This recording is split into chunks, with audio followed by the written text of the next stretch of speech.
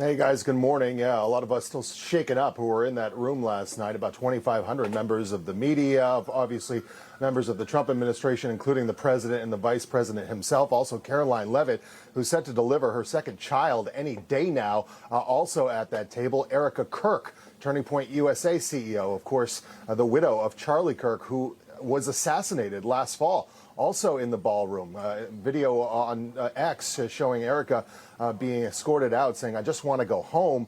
And there she is right there.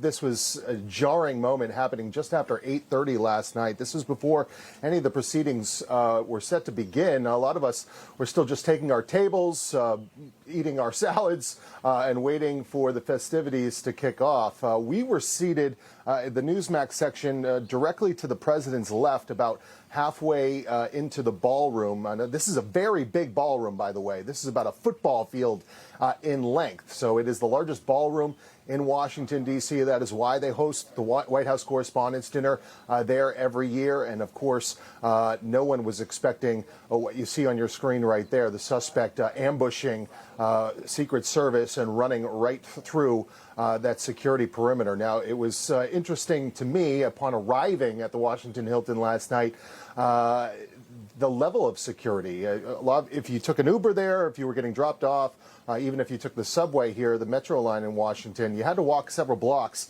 to actually get to the Hilton. Upon arriving, you presented a paper ticket and you were allowed on the premises. Now, you were allowed to walk into the hotel without any kind of security checkpoints. It wasn't until you were well inside the hotel, mingling with other guests, and it does appear now that Cole Thomas Allen was one of those guests at the hotel, that you reached a TSA-style security checkpoint, emptying your wallet, your phone, and walking through a magnetometer.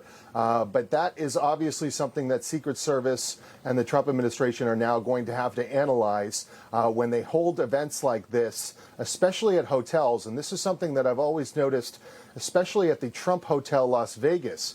We go there and sometimes have stayed at the Trump Hotel in Las Vegas, and if you check in before the president arrives, because he does stay there, there is no security apparatus until the day of the president. And so Cole Thomas Allen does appear that he may have checked in well before this event was slated to kick off. So there's a lot of questions that need to be analyzed around security measures regarding events like this. But obviously, the president calling this person a lone wolf and saying that he won't deter this White House Correspondents Dinner from happening. It's going to happen in the next 30 days. And President Trump also asked last night, did he think this had anything to do with the war in Iran? The president said, no, I don't believe it did.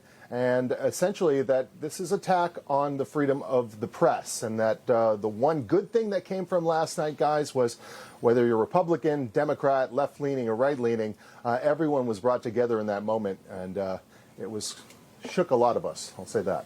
Yeah, Mike, the president called it a room unified. A question I have for you that I think a lot of people are wondering, we've been showing that video all morning of this suspect running past the magnetometers and towards the ballroom. Is that on the same level as the ballroom? Or, I mean, we know it's outside of those doors.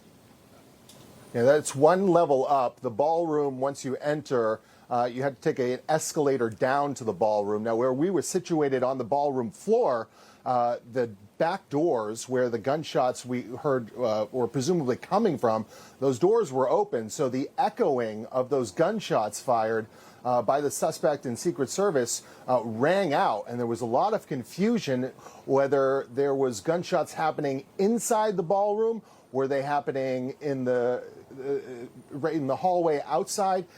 Very, very much a set of confusion. You had law enforcement, Secret Service rushing into the ballroom. So a lot of folks getting down on their knees, some folks underneath their tables. And of course, the president and vice president rushed off the dais there in a very confusing state. No one really understood in real time what was happening. All we knew at our table was it appeared to sound like gunshots were going off, but there was just a lot of confusion, and it stayed that way for many minutes afterwards.